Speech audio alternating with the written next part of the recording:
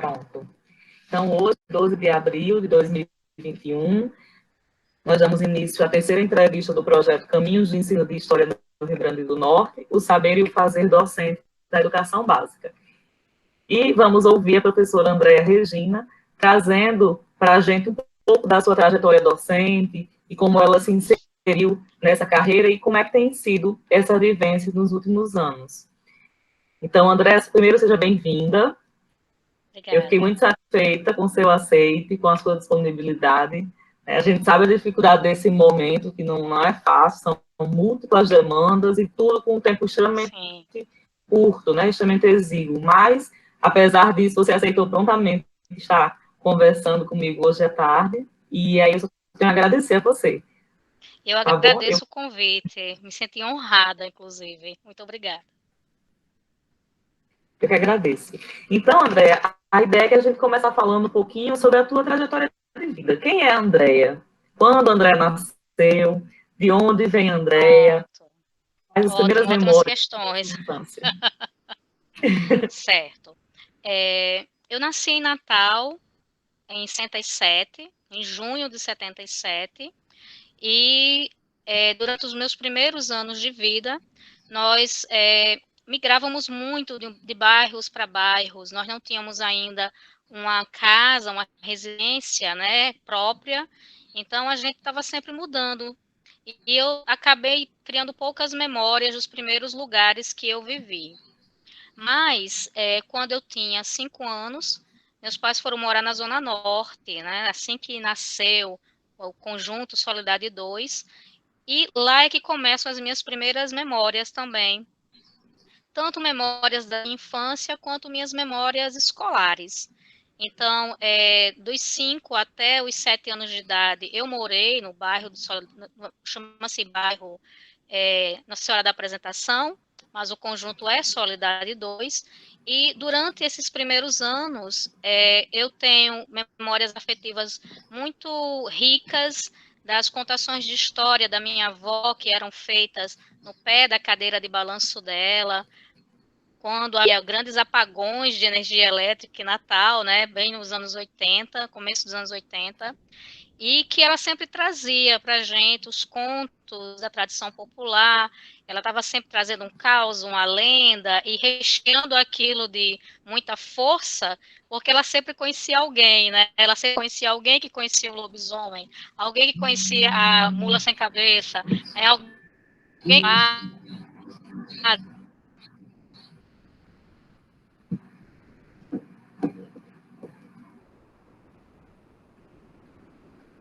que via na minha família através dessa presença da minha avó. E depois, né, nós fomos inseridos na escola, inicialmente em um jardim de infância, de fundo de quintal, uma coisa muito rústica, muito simples, mas também que foi importante, porque foi o primeiro espaço escolar que a gente frequentou, eu e meu irmão. E em seguida nós fomos matriculados no projeto do padre Tiago Tilsen, que é um padre, né, que tem uma obra muito grande em Natal de educação infantil, e o projeto na época chamava-se Projeto Casulo. Então havia uma escolinha do Projeto Casulo no bairro Solidade 2, chamada Jardim de Infância Angélica. E as minhas memórias mais importantes dessa primeira fase da minha vida na escola são justamente de lá. Nós estudávamos, né, apenas um horário, então chegávamos lá cedinho, de manhã às 7, saíamos depois do almoço, e na escola nós tínhamos acesso ao lanche e à refeição principal, né, que era o almoço. E além de ter toda aquela formação, aquela preocupação com o processo de alfabetização e letramento da gente, também tinham questões morais muito fortes, né? E havia realmente esse cuidado diferente. Era uma escola, mas por ter um direcionamento da Igreja Católica, também se trabalhava muito a questão de práticas, né, virtudes, de valores, e isso foi muito importante para mim. Então, a escola, o Jardim de Infância Angélica, não existe mais. hoje um prédio, né, um prédio da própria Igreja Católica, mas tem uma importância muito grande, uma relevância muito grande na minha jornada. Sobre a minha família, né, eu sou a filha mais velha, meus pais eram recém-casados quando eu nasci, e os meus pais, eles não tiveram uma escolarização completa. Então, meu pai, ele fez apenas o ensino fundamental no início, e a minha mãe, que foi até um pouco mais, né? Ela quase terminou o Fundamental 2. Mas a minha mãe incentivava muito a questão da leitura em casa. Então, mesmo quando a gente ainda não sabia ler, em casa já tinha muitos livros. Né? Livros que eram comprados, a prestação, mas que eram importantes também para a gente ter esse contato com a literatura. Então, há essa relevância muito grande desses primeiros anos da infância. E nós moramos na Zona Norte durante um período das nossas vidas, né, até mais ou menos a terceira série, que antigamente chamava-se série, e depois é que nós partimos para morar na Zona Oeste de Natal, fomos morar no bairro de Nazaré. Então, as memórias, né, da escola, da primeira escola de ensino fundamental, que no caso chamava-se Adelina Fernandes, são as imagens da matemática, né, da necessidade de aprender os números ainda na primeira série, na segunda série. Então, as memórias são da escola pública, e de uma escola pública muito engajada, muito preocupada com essa formação do aluno. Associado a isso, tinha uma força muito grande daquele civismo, né? A gente estava na década de 80 ainda, então a gente estava vivenciando o final do regime militar. Então, a ideia de civismo era muito forte. Eu lembro que eu, ainda muito pequena, tive que participar de um desfile de 7 de setembro, tinha talvez 7 anos, e um desfile que demorou horas, né? A gente passando por todas as ruas da região, do Solidade 2, do Santarém, Solidade 1, e eu sem entender a finalidade daquilo, principalmente porque era setembro e eu estava vestida de inverno, né? Era a minha roupa. Então, assim, as memórias de Adelina Fernandes, pois é, né? E alguém teve a ilustre ideia de entregar para minha mãe um casaco de lã com um capote, então imagine a arrumação. Mas, diante disso, foi bem forte, né? Tanto que eu ainda lembro perfeitamente desse dia. Mas, diante disso tudo, é muito interessante perceber hoje como havia essa preocupação com o conteúdo, mas também com toda essa questão do desenvolvimento moral, né? A gente vivia isso na prática e, de certa forma, ajudava, auxiliava bastante também na nossa formação. Em seguida, nós nos mudamos, então, para a Zona Oeste, e aí eu comecei a mudar muito de escola, porque a gente morava num bairro, que era o bairro de Nazaré, onde meus pais tiveram aí, sim, primeira casa própria, mas eu estudava na Cidade da Esperança. Então, assim, diga, pode Eram falar, quantos Luísa. irmãos? Você falou que era mais velha? Só eu e meu irmão nessa época, éramos dois. Sim. Né? Depois é que chegaram os outros, mas nesses primeiros anos só tinha eu e meu irmão Anderson Andrew, que é um ano mais novo do que eu. E o que acontece, né? Aí sim a gente foi, né, para uma nova fase, outras escolas, até realmente chegar na escola próxima à nossa casa.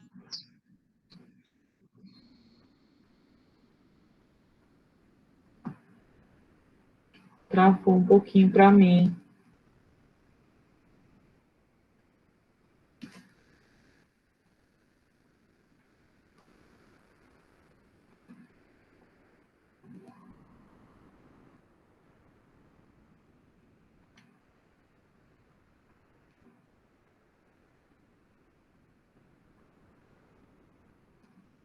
E tinham professores muito bons. É impressionante como a gente tem essas memórias fortes Andréa, das aulas, das eu atividades. vou. Quando você estava falando da escola, que conseguiu uma Vestibular. escola próxima, cortou Pois para é, mim. a escola era muito próxima da minha casa. Sim.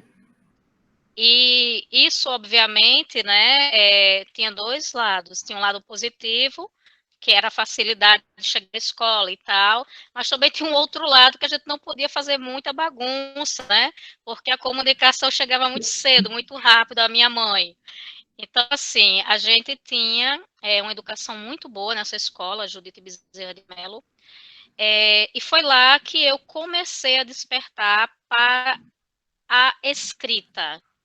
Eu já era uma leitora, né? Eu já tinha desde o primeiro ano, já tinha sido inserida nesse processo de letramento, tanto pela minha professora da escola católica, né, do Jardim de Infância Angélica, como pela minha mãe.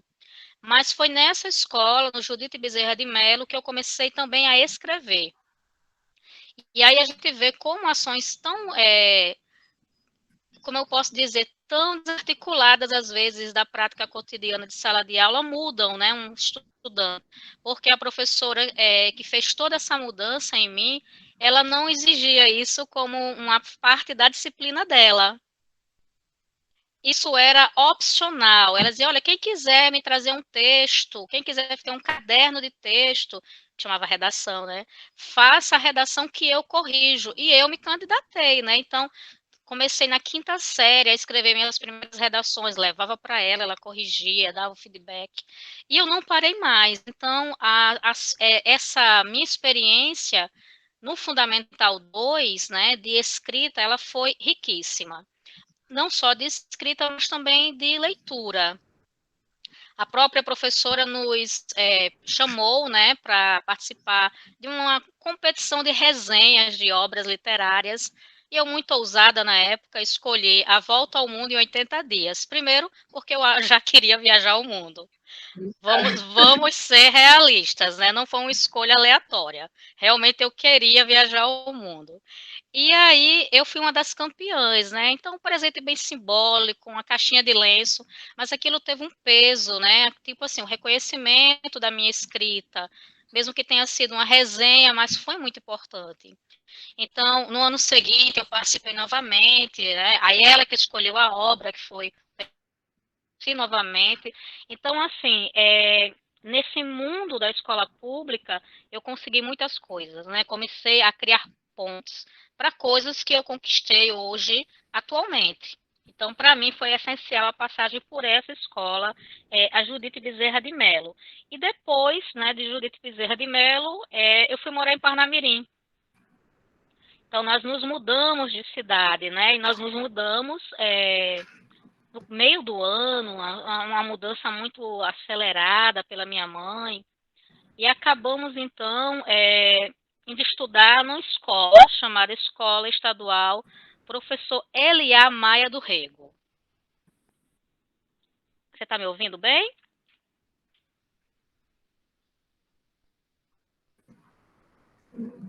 Pronto. Estou ouvindo, E sim. nessa Às vezes é um escola, né, pequeno, no estou ouvindo L, bem. A essa idade pronto, que no foram dois, LA, mulher. quando a gente veio morar em Parnamirim, ia fazer 13 anos.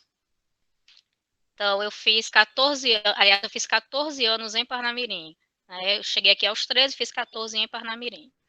E aí fui estudar, então, nessa escola, terminar o ensino fundamental 2, né, no LA, e eu notei uma diferença gigantesca entre a metodologia que eu recebia na escola estadual de Natal, né, na Judite Bezerra de Mello, o LA Maia do Rego.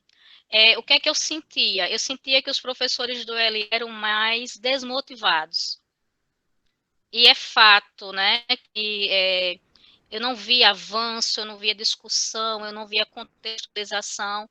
É tanto que eu terminei, né, eu cursei o nono ano aqui, em Mirim, o oitavo e o nono ano, que era a antiga sétima série e oitava série, né, e eu só tenho lembranças do professor de matemática, né, que chamava professor Macena, um professor bem famoso em Parnamirim, e foi com ele que eu aprendi geometria. Então, assim, a única parte da matemática que eu amo é geometria, e eu aprendi justamente com ele, em um ano com ele, né, que foi o oitavo, chama a oitava série, que era o antigo nono ano. Então, no finalzinho, né, desse ciclo, a gente começou a conversar na família, eu, meus primos, porque eu tinha primos em Natal e muitos primos em Parnamirim, sobre como é que a gente ia fazer o ensino médio. E, no caso, Parnamirim tinha 3 opções. Né? Nós estamos falando aqui do ano agora de 1992. Então, em Parnamirim, as opções eram ou fazia magistério, no próprio LA Maia do Rego, ou fazia científico, que lá também fornecia, né, oferecia, ou ia fazer um curso mais técnico no Augusto Severo, que na época é colégio cenecista, eu acho. Daqui a pouco eu lembro como era o nome do Augusto Severo. Era Augusto Severo, mas tinha essa outra alcunha. E aí o que aconteceu, né? Eu sempre gostei de ensinar. A docência é uma coisa que sempre me fascinou. Não especificamente ensinar história, mas eu queria ensinar. E aí, enquanto a maioria dos meus primos, né, optaram pelo científico, depois meu irmão foi fazer técnico em contabilidade no Augusto Severo, eu resolvi o magistério. Então, a minha decisão pelo magistério foi com 14 anos de idade. Eu já sabia que queria, né, seguir essa carreira de professora. E aí, o que aconteceu? Veio todo aquele preparo para a antiga escola técnica, né, a ETFERN. Fiz o exame de seleção da ETFERN e fiquei na suplência. Então, eu não conseguia entrar. E aí, a minha família ficou triste, e o meu pai começou logo a me colocar em um estágio no Banco do Brasil para trabalhar. E eu amei. Porque eu entrei no ensino médio em 92 e eu entrei também no Banco do Brasil em 92. Eu era o que a gente chama de menor aprendiz. Chamavam MASA, menor aprendiz de serviços, uma coisinha, aos serviços auxiliares, MASA. E nós éramos funcionários em miniatura, porque nós tínhamos carteira assinada, nós tínhamos plano de saúde, direito a um salário, direito a vale alimentação, vale transporte. Então, nós tínhamos uma série de regalias. Agora, imagine você, com 14 anos de idade, ter tudo isso, né? Estudando no LA Maia do Rego. Então, muito da minha formação no magistério também foi enriquecida pelo fato de eu já trabalhar no Banco do Brasil. Por quê? Né? Com o dinheiro que eu recebia, eu ficava com o salário, entregava para os meus pais o vale compras, né, que era no valor de um salário mínimo, e eu tinha acesso a livros, eu tinha acesso a revistas, eu podia ir ao cinema. Então, aquilo que Bourdieu fala, da importância dos bens culturais, né, eu vi isso. Eu vi isso na minha adolescência, porque como eu podia comprar, como eu podia ter acesso a esses bens culturais, os meus colegas me viam de uma forma diferente. Então, era muito interessante. Eu lembro uma situação que eu fui ao cinema e cheguei comentando na escola, né? Eu fazia magistério à noite, porque eu trabalhava no Banco do Brasil até meio-dia, então não tinha condições de estudar à tarde. E aí eu lembro dos colegas me esperando na segunda-feira para contar como é que tinha sido o filme, como é que era o enredo, como era o desfecho, né? Ou então me pediam os livros emprestados, revistas. E isso, de fato, era muito relevante para mim. Eu também tinha acesso ao Centro Cultural Banco do Brasil, né, que é uma biblioteca maravilhosa, gigantesca, que fica no Rio de Janeiro. Então, a gente escrevia um formuláriozinho, mandava pelo setor que eu mesma trabalhava, né, o setor lá na Ribeira, chamava-se SESEC Natal, e com 15 dias, às vezes quase umas 3 semanas, chegava o livro que estava no catálogo para você ler, ter 30 dias para devolver. Então, eu li muito, né? Foi a fase que eu mais li na minha vida, foi esses anos que eu fiquei no Banco do Brasil. E à medida que o tempo passava, né, eu via que o magistério era, de fato, o meu objetivo. E isso começou a frustrar muito, né, bastante, os meus chefes no banco, porque eles viam que eu poderia fazer carreira na rede privada, nos bancos privados. Mas eu não queria. E isso foi assim bem chocante. Eu lembro do chefe da gente me chamar na sala dele e dizer assim: a gente quer que você se inscreva no vestibular da UFRN para 3 cursos: economia, contábeis ou administração. E você vai se inscrever em qual? E eu falei, eu vou fazer biologia, eu vou fazer ciências Nossa. biológicas. Não era nem história na época, era ciências biológicas. E aí, resultado, né? Eu fui fazer a minha inscrição, olhei a fila, né, de ciências biológicas, a fila enorme, né, um sol terrível. E eu disse, eu vou dar uma volta pelo campus. E eu cheguei no setor 2 nessa brincadeira, né, e vi a fila lá de história, né, na sombra. Eu disse, poxa, eu gosto de história, é aqui que eu vou ficar. E eu acabei, né, fazendo a minha inscrição no vestibular para história, para desespero do meu pai, né, para desespero de um tio, porque a projeção da família que vem da classe baixa, né, que vem da classe trabalhadora, quando um filho chega a aspirar ao vestibular, né, o ingresso na universidade, essa família ela não sonha pequeno, né? Essa família ela sonha alto, ela sonha grande. E no caso meu pai não conseguia me ver como professora, né? Ele queria me ver como advogada, era o que ele, né, era o sonho, era a projeção dele. Então foi difícil, né? Porque na hora que eu optei por uma licenciatura, que na época era licenciatura e bacharelado, eu acabei também rompendo com 2 vínculos, né? Eu rompi com uma possível carreira nos bancos, já que eu, né, não quis a área que era esperada por eles, pelos meus chefes, e eu também rompi com as expectativas da minha família. Então, foram meses que meu pai não falou comigo, né? Da inscrição do vestibular até sair o primeiro resultado, meu pai não falava comigo. Muito chateado, muito aborrecido, e sempre dizendo que a vida de professor era uma vida de pobreza, de miséria, de dívida, né? Que o professor não realizava sonhos, que sempre tinha uma carga de trabalho muito elevada. Então, meu pai tinha uma expectativa muito, mas muito pesada sobre ser professor. Assim eu não desisti, né? Então, quando veio a aprovação em História na UFRN, também veio um convite para o meu primeiro emprego como professora. E aqui é onde a gente chega, então, né, na minha carreira. Porque eu entrei na universidade com 17 anos e eu entrei no meu primeiro emprego como professora com 17 anos também. Eu fui convidada para ser professora de uma sala de quinta série, que antigamente era quinta série, no Imago Dei. E isso era o ano de 1995.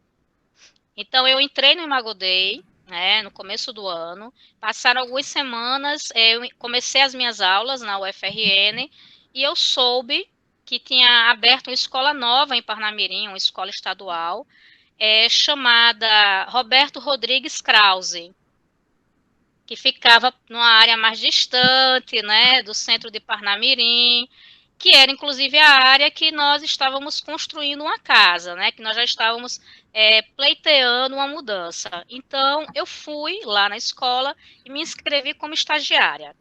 Então, ao mesmo tempo que eu era professora da quinta série do Instituto Educacional Imago Dei, que hoje não existe mais com esse nome, né, é o Colégio Batista, eu também era estagiária do Krause. E aí foi a primeira vez que eu vivi as duas realidades, do chão da escola privada e do chão da escola pública. E muito jovem, sem muita maturidade ainda, né? Tinha 17 anos quando eu comecei nas duas escolas.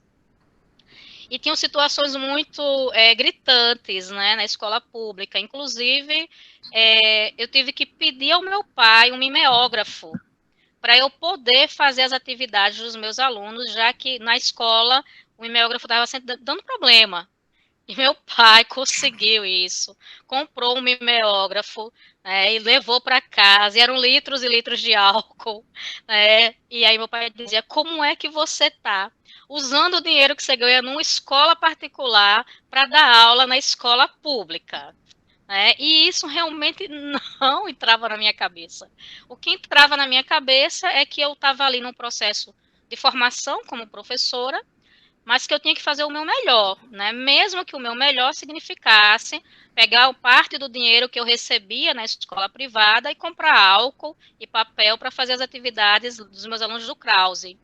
Então, eu fiquei 1 ano, né, como estagiária no Krause, e eu fiquei 4 anos como professora no Imago Dei. E do Imago Dei, eu já fui convidada para uma outra escola privada, também em Parnamirim, foi o Colégio Curso SETA. Então, no SETA, eu ingressei em 96 como professora do cursinho. Eles tinham cursinhos à noite, eles tinham também um preparatório para supletivo. Então, eu entrei para dar aula nessas turmas. Eu tinha 3 turmas só em 96 no SETA e eram todas no turno noturno. Então, de manhã eu estava no Imago Dei, 2 dias na semana. Aí, à tarde, eu estava todos os dias no Krause. E à noite eu estava esses dias, né? Eram 2 dias também nessa escola privada de Parnamirim. Então, a minha faculdade no primeiro ano, ela aconteceu dentro do horário da manhã. Aliás, desculpe, dentro do horário da tarde. Mas no outro ano, desculpe, horário da noite. Depois você edite, viu? A minha Tranquilo, formação, André. a minha formação em 95 na universidade foi no turno da noite. Em 96, eu já estava cursando disciplina manhã, tarde e noite, para poder dar conta dessas 3 escolas, né? Porque eu estava ainda no Krause, o estágio tinha começado em 1 ano, mas só terminava no outro ano. E eu agora, né, estava experimentando esse ensino em outro nível, dentro do Colégio Curso SETA.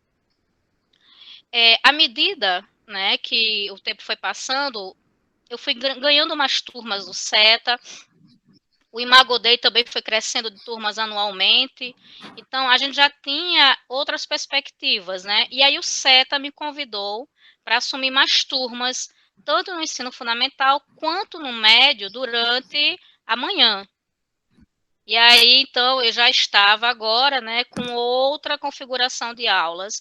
E uma coisa que eu herdei da minha primeira escola, né, que foi do Imago Dei, foi a questão da afetividade.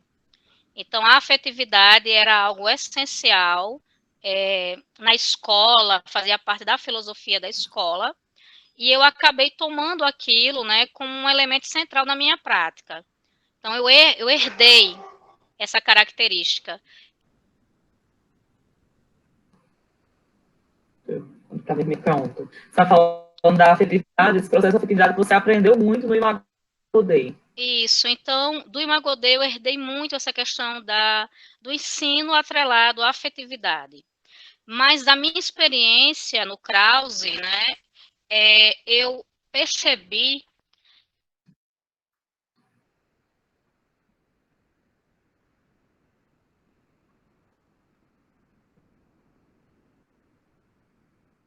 viviam dentro das suas famílias, dentro das suas casas, ou então se envolvendo, né? E eu exercitei muito a questão da compaixão dentro da minha vivência no Krause. Houve um caso que, assim, a minha família, a minha família, ela é tão, como eu posso dizer, envolvida quanto eu. A gente recebeu uma notícia na escola que uma aluna tinha sido ameaçada pelo padrasto, né, ameaçada de morte pelo padrasto. E ela tinha problemas mentais, ela tinha uma série de dificuldades, né, e era minha aluna. Então a mãe foi me dizer que ela não tinha ido à escola, tal, e que não sabia o que fazer com ela, porque ela disse que se o padrasto, né, viesse agredi-la, a aluna iria também partir para a agressão. E eu na mesma hora disse: traga a mochila dela, que eu levo ela lá para minha casa. Então imagine que eu cheguei em casa com essa adolescente. Nossa casa tinha 3 quartos e um quarto era o meu. E aí, né, a minha mãe não questionou, meu pai não questionou, né, apenas entenderam que era um caso de violência doméstica e que a gente ia acolhê-la por um tempo, né? E assim, a mãe pediu 1 semana até resolver a situação e ela ficou 2 meses lá em casa. Então, assim, ficou 2 meses conosco. Eu consegui entrar em contato com o padrinho dela, que era professor da UFRN, coincidentemente, né? Professor Francisco Marinho, já aposentado. E Marinho disse, pronto, vou te ajudar, vou colocar ela no curso de informática para ela ter uma atividade, né, fora horário de aula, e a gente vai depois colocar ela de volta na família. Então, através dele, a gente conseguiu fazer a reinserção dela na família. E depois a mãe se separou e deu tudo certo. Então, no Kraus, eu acabei aprendendo que em muitas situações a gente vai ter que ter compaixão. Né? A gente não pode ser só o professor profissional, né, que o currículo exige. A gente também tem que exercitar essa humanidade. Vai ter que ver o aluno na sua totalidade. Então, lá eu aprendi isso.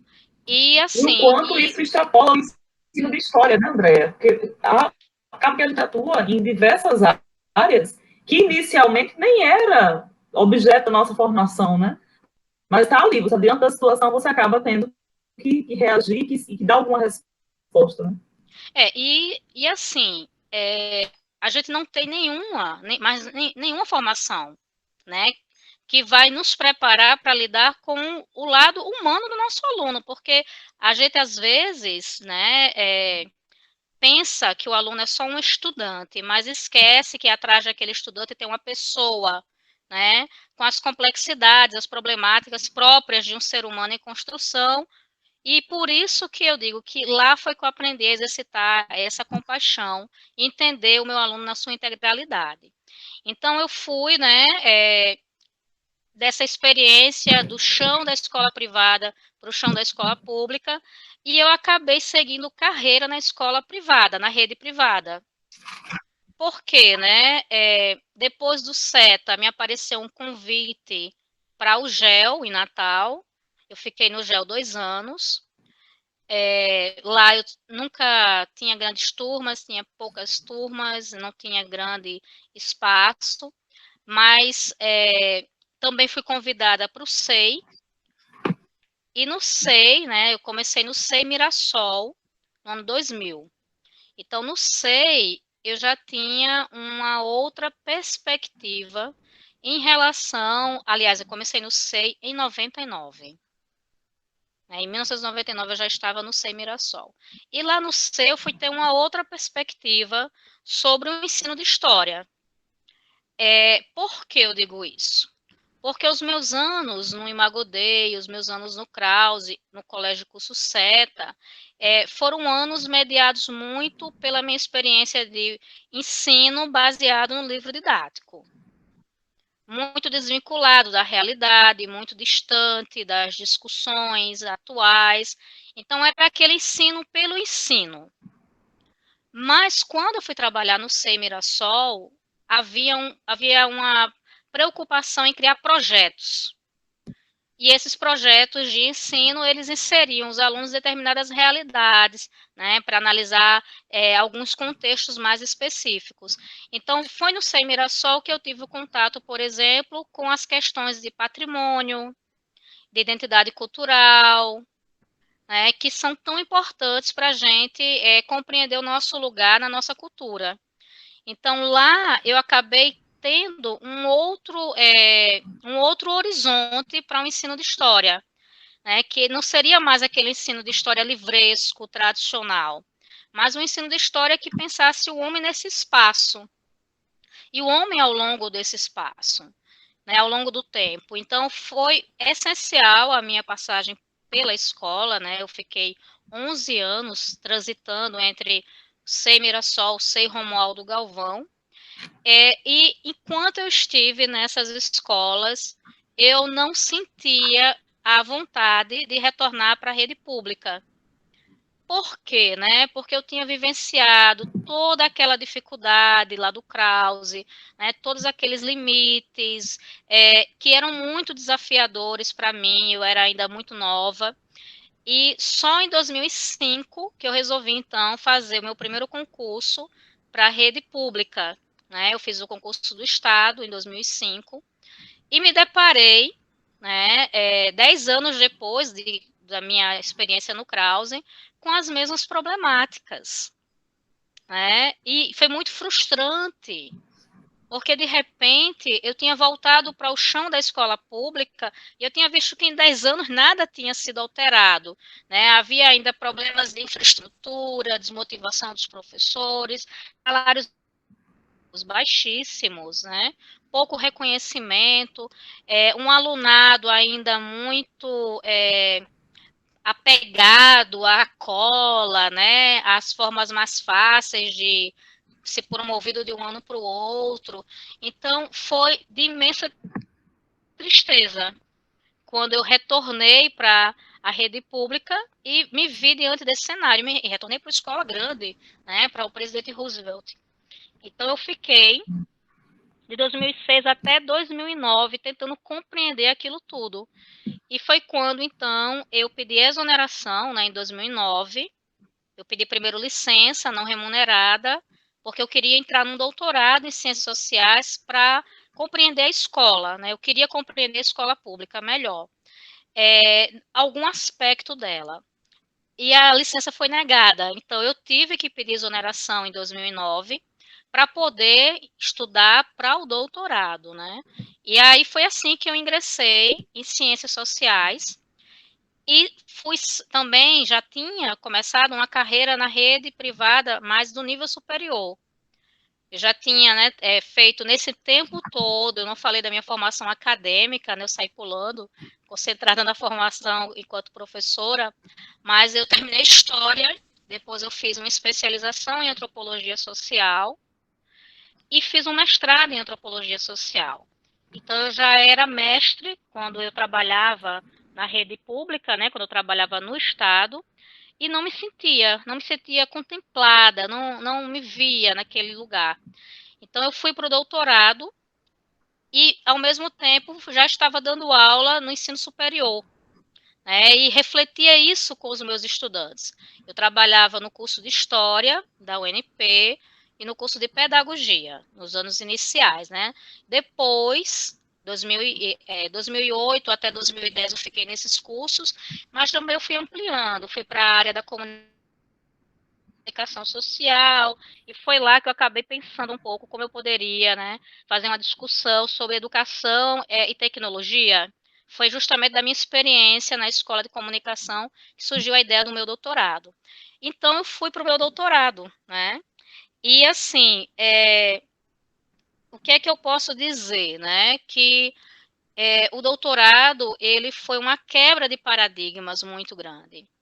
Primeiro, porque ele nem era na área de história, que eu tanto queria, não havia um doutorado em história ainda em Natal, e eu não tinha conseguido também, né, concretizar na antropologia, porque não havia ainda aberta a primeira turma de doutorado em antropologia. Então, eu me antecipei e fiz o doutorado em ciências sociais com foco em educação. E a minha preocupação era justamente entender, né, porque eu comecei a dar aula em 95 e em 2005 eu via que as mudanças na escola pública, elas não se processavam, né? Elas não se encaminhavam. Então, eu queria pesquisar a escola pública, como é que no campo da cultura digital se processavam essas compreensões, essas apreensões. E aí o meu doutorado foi nessa temática, né? Da cybercultura, do laboratório de informática na escola pública. E foi assim que eu acabei me aproximando de Parnamirim, porque eu escolhi Parnamirim como o meu locus de pesquisa e fui indicada pela secretaria a trabalhar uma escola, que hoje é a escola que eu trabalho, né? A Escola Municipal Professora Alzelina de Sena Valença. Então, o que aconteceu, né? No doutorado eu percebi que a cultura digital é algo para as classes superiores, né? Já é um bem cultural. E que o nosso estudante estava muito distante desse bem. E a escola, com seu humilde laboratório de informática, sozinha não faria essa mudança, né? Sem o governo, sem políticas de acesso, sem banda larga, a preços, né, populares, nada disso vai se concretizar. Então, meu doutorado discutiu isso. E trouxe para mim uma mudança de paradigma, né? Primeiro porque eu vinha de uma rotina de trabalho docente. Eu trabalhava na escola, na educação básica, eu trabalhava no ensino superior, dava aula na pós-graduação, e eu parei tudo para finalizar esse doutorado. né? Fui demitida da escola privada, eu pedi demissão da escola pública. Então, o doutorado, ele foi esse divisor de águas, porque ele me ensinou, né, a perceber a escola pública dentro de um contexto muito maior, dentro do contexto das políticas públicas sociais. E que todos os efeitos e defeitos dentro da escola pública partem da ausência dessas políticas. Então, a minha grande, a minha grande reflexão, a minha grande aprendizagem do doutorado foi isso. A escola que eu estranhei e rejeitei, né, em 2006, 2007, 2008, 2009, era a escola que não caminhava como eu desejava, porque não haviam políticas públicas que lhe sustentassem. Então, foi graças ao doutorado que eu tive essa percepção. Eu terminei meu doutorado em 2014 e eu decidi que ia fazer concurso para a escola pública, né, de novo. E aí eu disse, não, eu vou dar uma nova chance, né? Porque agora eu vou com outra compreensão, vou com uma compreensão muito mais ampliada. E aí foi quando eu fiz o concurso para o município de Parnamirim e fiz depois, no ano seguinte, o concurso para o Estado. Né, e acabei, né, com 2 anos de diferença, mas sendo convocada para atuar nessas duas redes. E hoje eu sou professora da Escola Municipal Alzelina de Sena Valença, desde 2016, e no Estado, né, para esse meu segundo vínculo, eu passei em menos de um ano em 4 escolas. Né, uma situação bem difícil, escolas muito distantes, as mesmas problemáticas encontradas lá em 2006, né, lá em 95, mas um quadro diferente, né, porque eu tive a sorte de retornar para o presidente Roosevelt. E aí eu já encontrei um cenário muito melhor, eu já encontrei uma equipe muito mais motivada, muito mais valorizada, né? Eu já encontrei um alunado mais comprometido, uma escola mais dentro da cultura digital. Então, eu vi que o que faz a diferença realmente é o investimento, né? É esse braço do Estado e o braço também da população cobrando essas mudanças. Então, para mim, ter retornado para o presidente Roosevelt em 2019, 10 anos depois que eu pedi exoneração, inclusive, significou justamente essa retomada, né, de uma compreensão e o fechamento dela, de que o que falta, né, para o professor, para a escola pública, é a qualidade do investimento. Não é o investimento apenas, mas a qualidade desse investimento. Então, assim, a minha carreira é uma carreira que eu tenho muito orgulho, e eu sempre digo que eu devo tanto à escola privada quanto à escola pública. Eu fui privilegiada, porque eu estive nos 2 espaços, eu estive nos 2 territórios, e um deles me ensinou a compreender o outro, um deles me ensinou a perceber como é que o outro poderia ser melhorado, em todos os sentidos, né? Tanto a escola pública me ajudou a ver o que falta na escola privada, né, quais são os limites, né, quais são os desafios, as problemáticas da rede privada de ensino, principalmente para um professor de história, para uma professora de ciências humanas, mas a escola privada também me ajudou a ver a escola pública, né, na sua riqueza, né, no seu potencial e naquilo que ela poderia ser melhor se houvesse, de fato, um engajamento político há décadas, né, que fosse feito isso há décadas. Então, eu tenho uma visão muito positiva da minha carreira docente. Não me vejo fazendo outro, né, ofício. Me vejo pesquisando, me vejo escrevendo, mas eu não me vejo em outra profissão que não seja ligada à docência. E é Andréia, isso. muito.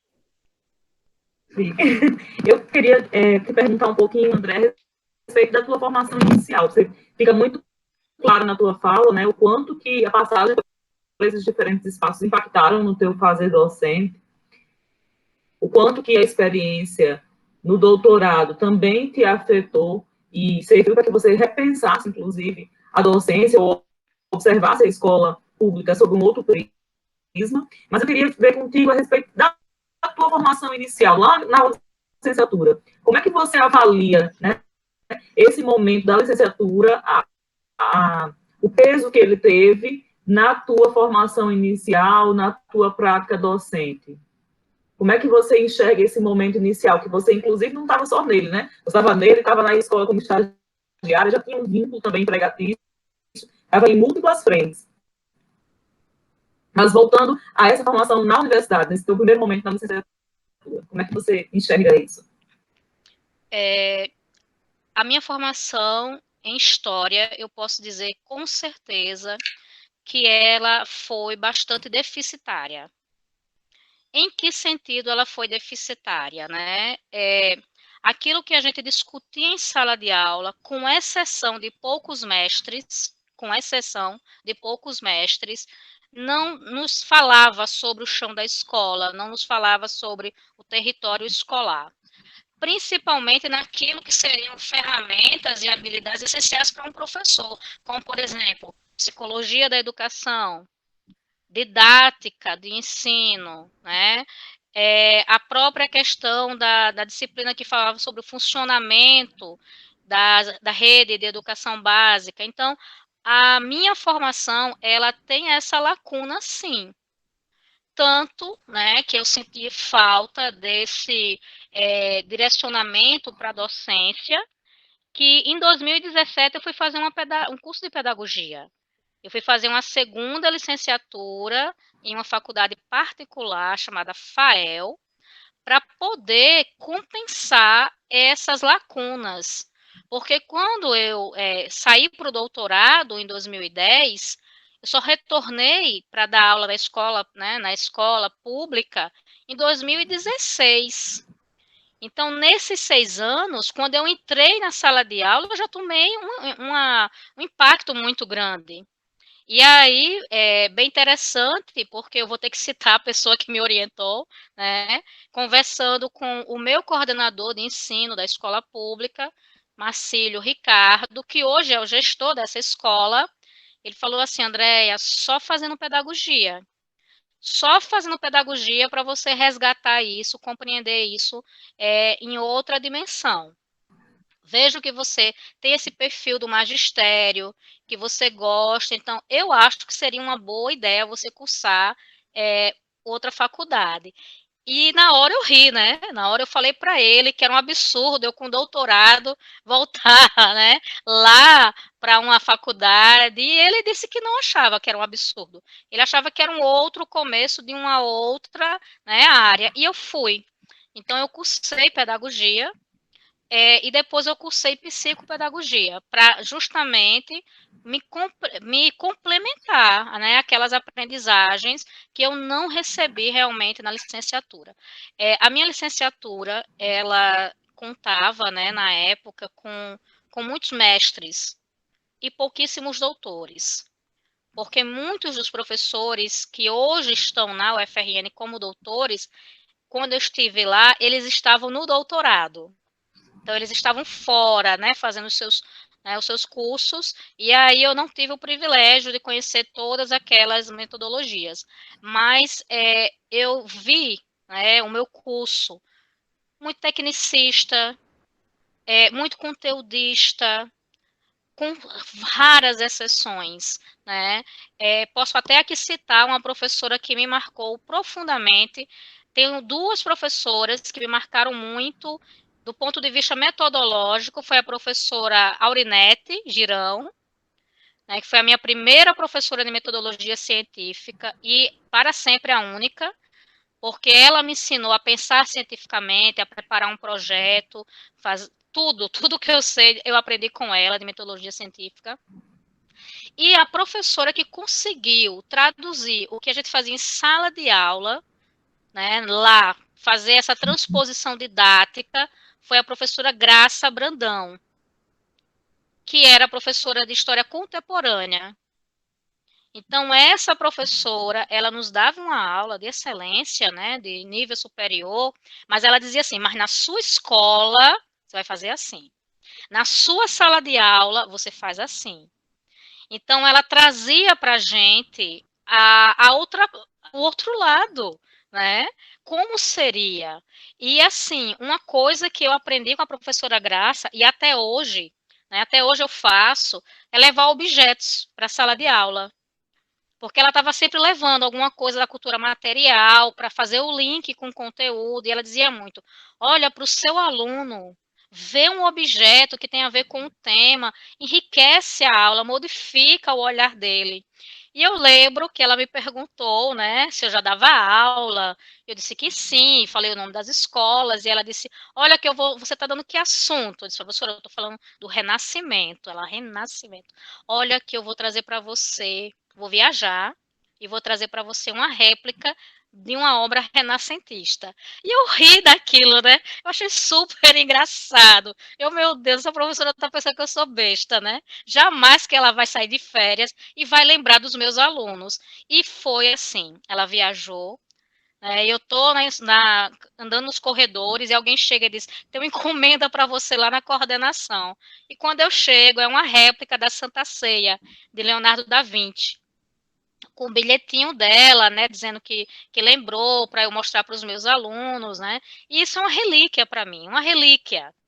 Então, salvos essas exceções, né, foram poucos os professores que me ensinaram a transposição didática. Eu tive que aprender no chão da escola, né? Eu tive que aprender pegando a experiência já dentro da vivência. E aí é que está a minha grande questão. Quando eu fui professora também do nível superior, né? Eu sempre estava trazendo essa experiência, eu sempre estava comentando com os meus alunos como era importante a gente se ver dentro da sala de aula.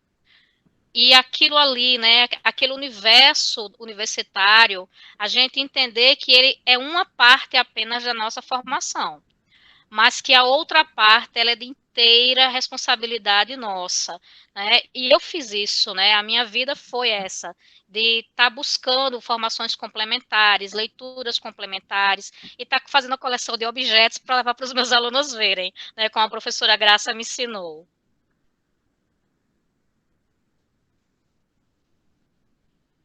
Bacana, André, muito bom perceber, né, o quanto você esteve preocupado desde o início em pensar não E somente os agora, o que conteúdos, é que você quer saber? Você ficou aí caladinha, e paradinha. agora tá dando uma diferença, acho, na nossa fala. Quando a gente fala o tempo, tá dando uma Tá bem diferençazinha. Mas eu paradinha, eu tô queria. aqui só achando graça. Você consegue me ouvir agora, Andréia? Tá, tô ouvindo sim você bem. Tem hora que tá dando uma diferença na minha fala, entre a minha fala e a tua recepção. Você tá Andréia, parada. você falou. Ainda não consegue? Eu tô Tá, falando que eu vá, acho que tá fale, tô, congelando. tô ouvindo. Tô ouvindo você agora. Tá, qualquer coisa coloca aqui no chat. Certo. Eu estava querendo saber de você, você colocou essa preocupação constante com a sala de aula, não somente com os conteúdos históricos, mas com os processos também metodológicos. E me chamou a atenção que uma coisa que aconteceu contigo, eu acho que acontece com todas nós que estamos na docência, é assumir mais de um vínculo simultaneamente. Sim. Né? Desde a tua carreira, você sempre estava em 2, 3 vínculos. Né?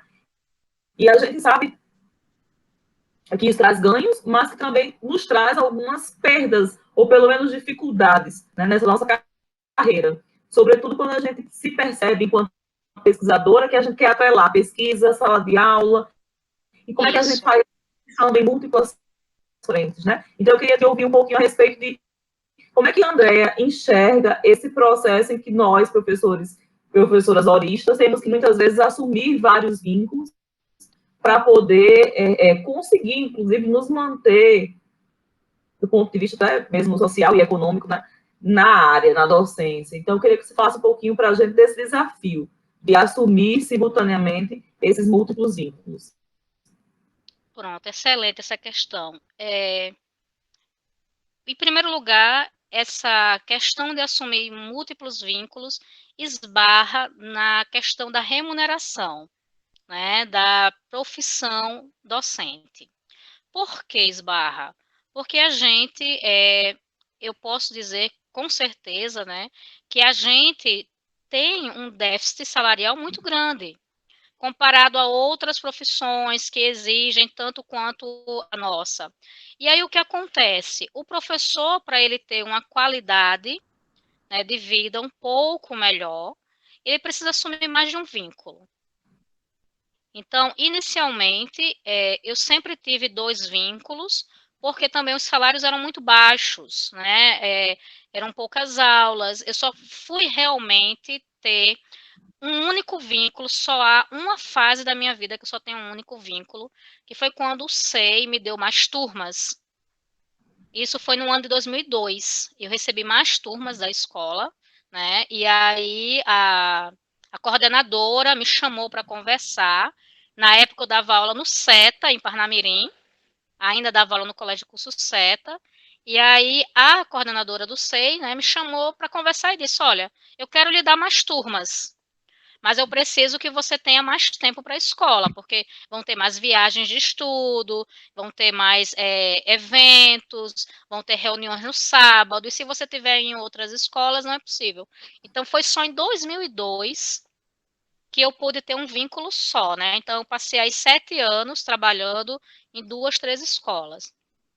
E aí, em 2002, então, eu entrei numa fase de preocupação com a pós-graduação. Primeiro eu fiz uma seleção, vou até rir, para filosofia, né?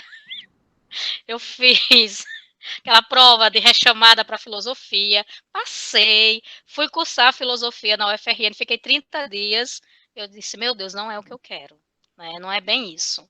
E aí, e foi até frustrante, porque eu amo filosofia, né? Filosofia, eu acho que é o meu, se eu fosse um polvo, seria um braço meu, filosofia. E aí o que acontece? Eu fui fazer então a minha especialização. E nesse momento eu continuei tendo um vínculo apenas, continuei apenas com um vínculo com a escola privada, né? Então eu tive uma qualidade de estudo, porque eu tinha um vínculo só, mesmo que eu fosse para a escola em diferentes horários, mas eu só tinha ela para me preocupar de todos os processos, né? E fazia a pós-graduação à noite. A pós-graduação também foi, né, numa área diferente de história, porque não havia ainda, né, o curso de história não tinha proposto nenhuma, e eu tinha essa urgência de estudar, né, e como eu estava numa escola que essas questões antropológicas, culturais, de patrimônio, identidade eram muito fortes, eu me sentia realmente motivada a fazer antropologia e enriquecer também a minha prática nessa escola. Então, depois, né, de 2000, fiquei em 2002, e quando chegou lá para 2006, quando eu terminei o meu mestrado, surgiu a oportunidade de trabalhar em faculdade.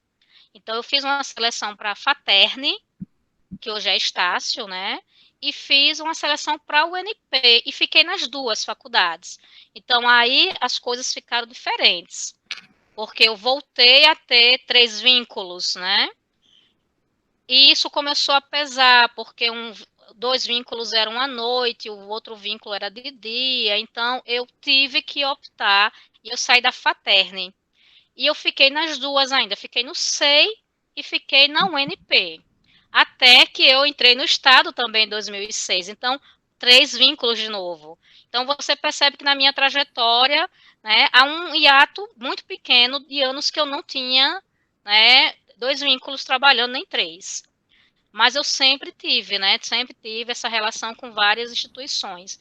E aí, hoje, né, eu tenho 2 vínculos, que é com o município de Parnamirim e com o governo do estado. De certa forma, consigo administrar muito bem, até porque eu não tenho, por exemplo, a exigência de produção de artigo, né? Eu não tenho a exigência de elaboração de uma viagem de campo, posso fazer ou não. Então, eu consigo hoje conciliar com mais tranquilidade, com mais qualidade. Isso que eu digo antes da pandemia, né? Quando tudo isso era possível. Mas anteriormente, de fato, era mais difícil e era pela questão econômica mesmo, né? Pela necessidade realmente de ter um salário maior padrão melhor também. Ficou claro para você? Ficou sim, Andréia. Obrigada. André, eu tenho umas 2 ou 3 perguntinhas a te fazer. Pode fazer, estou aqui mesmo, já fiz a minha maquiagem mesmo. Muito bem. A próxima, André, é um movimento de retrospectiva, mas também de avaliação da professora Andréa de hoje. André, olhando para a professora que iniciou lá em 95 e que seguiu essa trajetória já de mais de 20 anos na docência, teria algo que você teria feito diferente no decorrer desse caminho, André, de hoje, olhando lá para trás? Tem sim. Como é que Tem você... sim. Existem duas coisas que eu teria feito completamente diferente. A primeira delas, eu não teria feito um doutorado em ciências sociais. Então, assim, apesar, né, da categoria do meu doutorado ser sociologia da educação, mas ele o viés é sociológico, né? O viés não é das ciências da educação. Inclusive, quando eu trabalhei na minha tese, alguns autores, né, alguns teóricos das ciências da educação, eu ouvi algumas críticas sobre isso. Não, mas o seu trabalho é de sociologia, né? Então, o que eu teria feito diferente nesse meu processo de formação? Seria a minha formação acadêmica. As escolas que eu estive, elas tiveram uma relevância imensa na pessoa que eu sou, na pesquisadora que eu fui, né, na escritora que eu me tornei.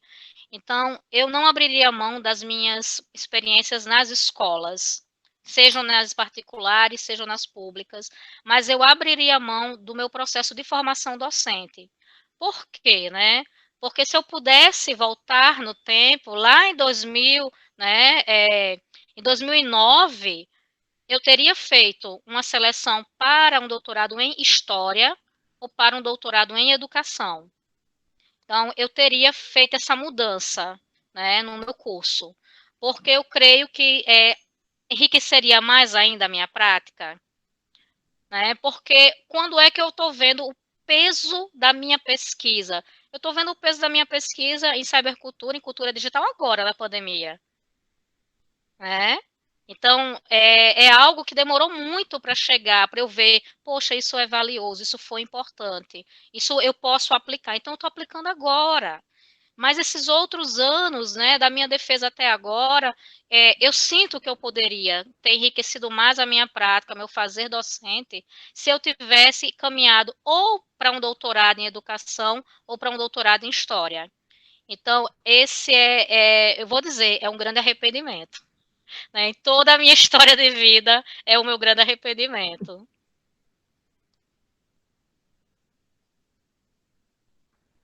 André, e agora, a gente seguindo nessa lida com o tempo, lançando o olhar para o futuro. Quais as perspectivas que a professora Andréa vê para a sua trajetória docente mais adiante e também para a educação, para esse cenário de educação pública no qual você está totalmente inserida hoje, né, pensando nos próximos anos? Eu ainda me vejo dentro da escola pública, mas eu me vejo dividida, como eu estou hoje, né? Hoje, pela manhã, a minha dedicação é a Secretaria Municipal de Educação, eu estou cedida pelo Estado à Prefeitura de Parnamirim, então hoje pela manhã eu penso a educação, eu formo coordenadores, né, eu oriento professores, então pela manhã eu sou esse braço mais teórico, né?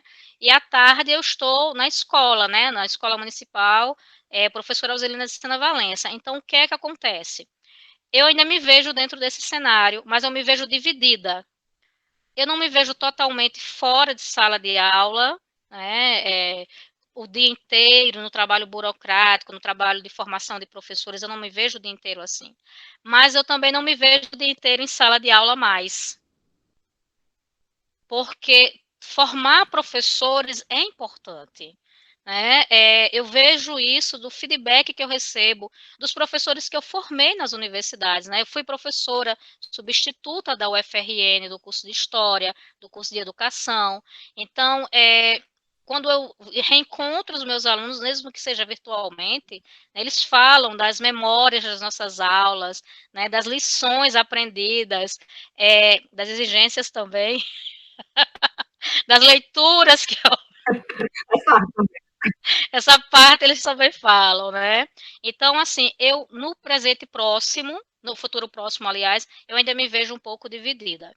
Mas, eu ainda, né, alimento dentro de mim, aquela vontade de estar replicando isso em outros níveis. Então, talvez não seja, né, para o futuro próximo, mas eu me vejo depois trabalhando no nível superior como pesquisadora, né, depois de um pós-doutorado, e agora um pós-doutorado ou em educação ou em história, né, para poder resgatar um pouco essa lacuna que eu acabei criando intencionalmente, mas por falta também de oportunidade. Sobre a educação brasileira, a pandemia não é o maior problema, né? Eu vejo que o maior problema foi o descaso direcionado pelo governo federal aos nossos, né, estudantes, às nossas redes de ensino, seja a educação básica, seja o ensino superior. E por que eu estou dizendo isso? Porque eu pesquisei sobre políticas públicas, né? E eu sei o impacto delas na qualidade da educação. Então, diante da pandemia, o governo federal poderia ter tomado diversas ações, poderia ter tomado diversas decisões que beneficiassem o próprio ensino remoto, se é ele que nós temos, né?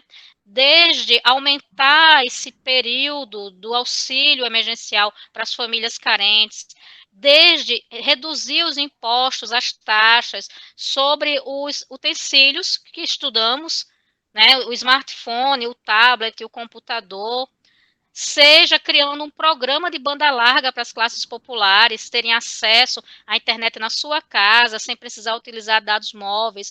Então, eu vejo que esse último ano, os impactos foram muito nefastos sobre a educação brasileira, sobretudo sobre a educação pública, mas que foi tudo proposital, né? Que tirando os efeitos trágicos da pandemia, nós também não tivemos nenhuma política pública social pensada e direcionada para resolver esse problema, para dar conectividade ao aluno, para dar acessibilidade ao aluno, para dar segurança aos pais, para eles estarem em casa, né, ao invés de estarem se arriscando. Então, assim, eu vejo com um olhar muito pessimista. Eu vejo de forma muito negativa. Creio que esses 2 anos, 2020 e 2021, vão impactar uma década, vão impactar uma geração. Quem entrou no ensino fundamental vai ter problemas lá no ensino médio, quem entrou no fundamental anos finais vai ter problemas na universidade, e a gente vai estar ainda 10 anos lutando contra essa falta realmente de políticas públicas para poder realmente dar um suporte para nós todos durante a pandemia.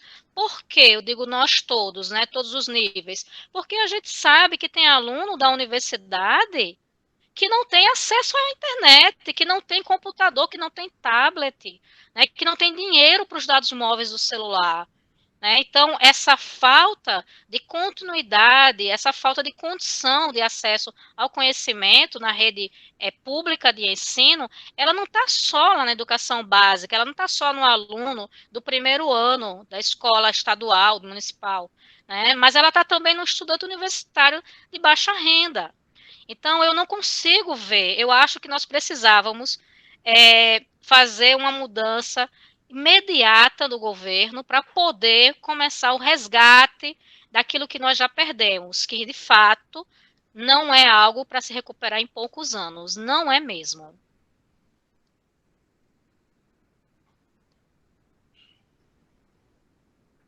É verdade, André. A gente tenta ter um olhar um tanto otimista, mas diante desse cenário é muito difícil, né? A gente fica diante de situações que muitas vezes nos deixam numa imobilidade, não sei se é essa palavra, ou uma sensação de impotência, né, diante Sim. desse cenário que extrapola muito o nosso fazer, né, em sala de aula, que tem a ver com essa política muito macro, né, bem maior do que o que está, né, no nosso alcance imediato, digamos assim. Então, agora, Andréa, eu abro para as suas considerações finais, para você fazer um balanço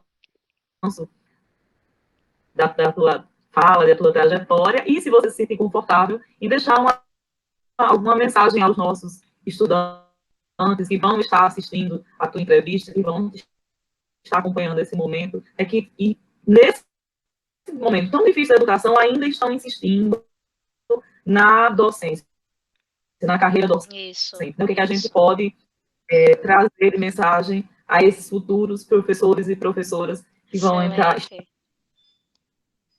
aí nos próximos anos? Pronto. Primeiro eu quero agradecer, né? Fazia muitos anos que eu não fazia uma retrospectiva sobre a minha educação, sobre o meu processo formativo e também sobre a minha prática docente.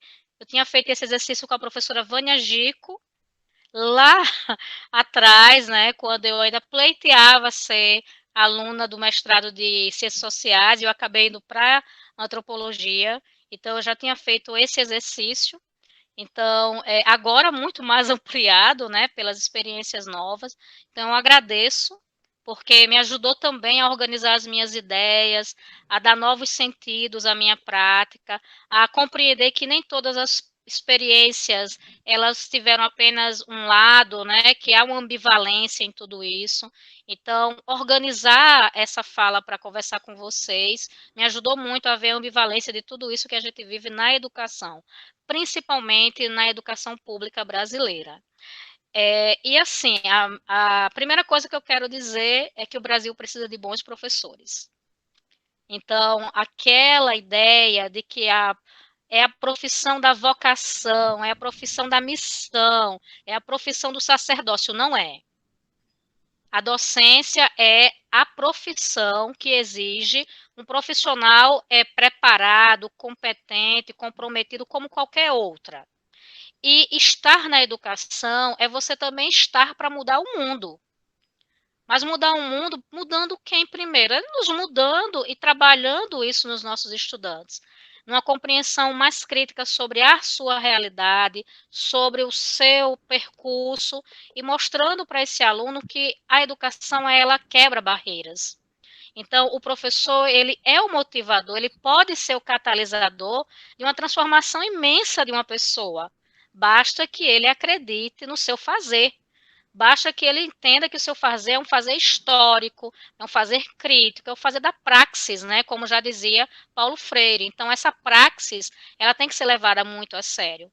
Então, o que eu quero dizer para os nossos futuros professores e professoras é que o nosso papel é importantíssimo, né? A nossa função, ela é social, mas ela também é histórica. E se não formos nós, professores, a fazermos essa transformação, né, a empurrarmos a roda para que ela gire e faça a mudança, as coisas elas não vão sair do lugar. Então, nós precisamos ser esse motor junto com os nossos estudantes. E eu espero muito que a docência seja a concretização da carreira de vocês como ela é a minha, né, como a docência é a minha vida. E obrigada.